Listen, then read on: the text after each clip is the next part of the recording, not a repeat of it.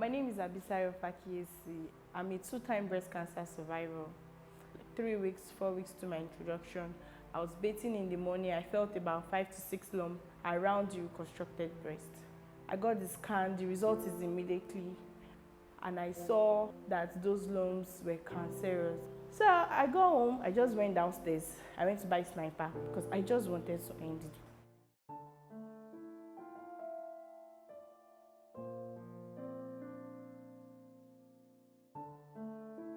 I survived the first time, 2015. I was 23 years old. I woke up in the morning and I saw some blood stains on my wrapper, and I traced the blood to my left nipple, and that was how my journey started. The first time was stage 0, so I just went in for a full mastectomy of my left breast. That's cutting the whole of my left breast.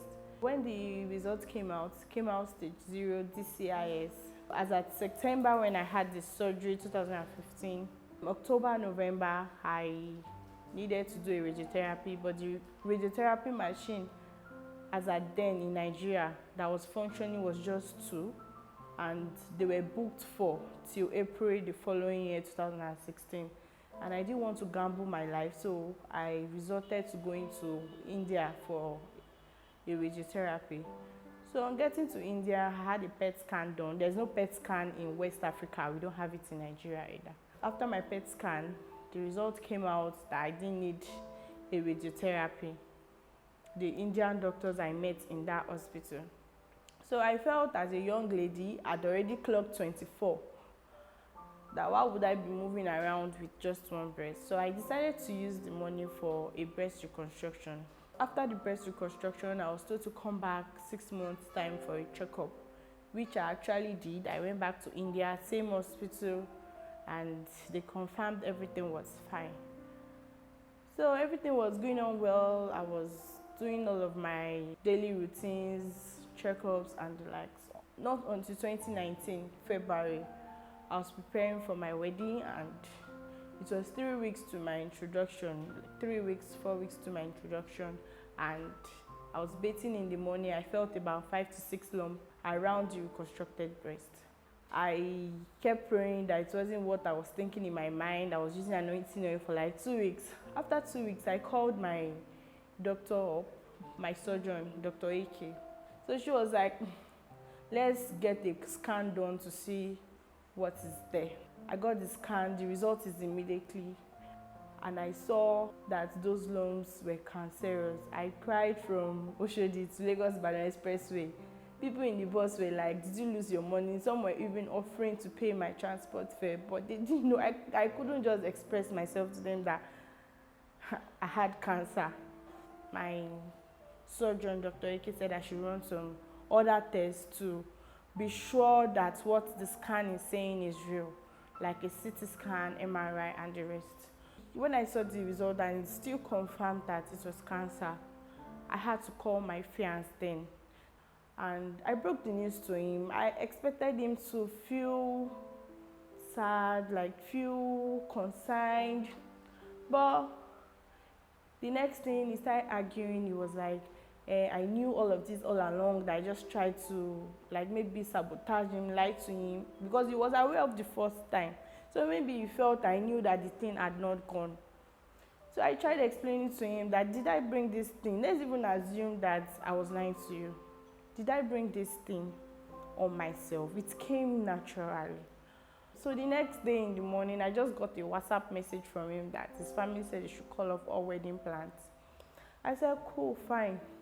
I moved on from there. I went for surgery and it was successful. When the results came out, I was told I was going to need 8 sessions of chemotherapy. I was like, chemo. And we've been hearing so many things about people dying, taking chemo. And as at then, I was just 28. After making my research, I decided to go for the 8 sessions of chemo. It was terrible. So the chemo wasn't really good for me. It affected my menstrual cycle. I had hair loss. I had bone pains. So many terrible experiences I had during chemo. But I survived it. So after chemo, I was told to go for radiotherapy. I did my radiotherapy at Lutz. My chemo was done at Lasut. I didn't really have terrible effects like chemotherapy. So after my radiotherapy, my oncologist in Lutz said I should run some tests. I did the test and they found out that there were some nodes around my lungs. They were looking cancerous. I said, hey, it was December time, December 2019. She was like, go and enjoy your Christmas. So she said I should get the test done again in January. So the first week I had the test. Second week I gave her the results. She was like, those things are increasing in size. The size it was around December is different for what it is now. I need to get another 6 chemo sessions done. I was like, 8 chemos that almost died. I'll now take another 6. Each chemo cost 400 and something thousand naira. I said, where do I want to start from? Will my company continue to support and people around me continue? I didn't even have any savings anymore. I was bankrupt. I was owing loan companies. I didn't have anything to my name except my body. So I got home. I just went downstairs. I went to buy sniper because I just wanted to end it because I felt I'm too young to be going through this. I don't have a child. I'm not married. When I was about drinking it, the memory of my autistic sister came to my mind. I was fully responsible for her before she got married.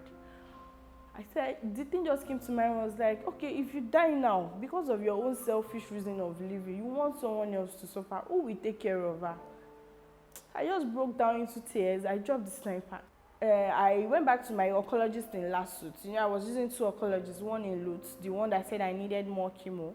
So I went back to the one in Lasut. The one in Lasut said, I don't need more chemo, that my body had been traumatized already, that I should, if I can afford to go to India, I should go to India and get a PET scan. I earlier said as of 2015, we didn't have PET scan. Even up till now, they just had 1 PET scan in the whole of Nigeria and it has not started functioning.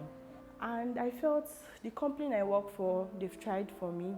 They were paying about 70% of my bills. Then the remaining 30% from friends, my godmother, my salary. Even my salary, I was just using it to pay loans. So I didn't really have anything. Even till now, I still pay back loan I got while taking chemo. I had to come out publicly. I called all of my friends. I said they should please use me on social media, all their social media platforms. Then I also have 2 social media platforms I run. I just write stories on breast cancer, and I had to put my face out there that I was broke, that I needed money to go to India. And a lot of people donated for me. Most of those that donated were people I didn't even know. I was surprised that breast cancer foundations that I walked up to were giving me stories. Some of the foundations that donated are foundations that are not even concerned about anything cancer. So I was able to raise money. I got to India. I didn't use the hospital I was using before because I felt they messed me up. So I went to another hospital referred by a friend that had used the facility before. So I got a PET scan done and they said I didn't need more chemo. And what they were seeing, they weren't even seeing anything around my lungs. I didn't know what happened. I don't know, maybe it was God or something, but they didn't see anything around my lungs. Instead, what they were seeing in the PET scan were tissues and lymph nodes they should have taken out of my body. I had an incomplete surgery in Nigeria, so they said I have to do an immediate surgery. They gave me the bill. It was about $3,000 to $4,000. I said, me, that I begged money to come to India, and you want me to do urgent surgery? I had to come back to my social media again. God just did it. Within 3 days, I was able to raise the money. So I went in for the surgery and it was successful. They brought out 14 things from my body and they tested the whole of the 14 things. None had cancer. And that was how I got my miracle. And till now, I've been going for my routine checkup. I have my hormonal therapy. I've been living fine. And thank God I didn't commit suicide because I would have just wasted a beautiful life. Nigeria healthcare system handling cancer patients. Well, over time, I think they are improving. I started my journey in 2015. They are improving, but I feel they should still do more. These doctors are treating cancer patients blindly. If you don't have eyes, you cannot see.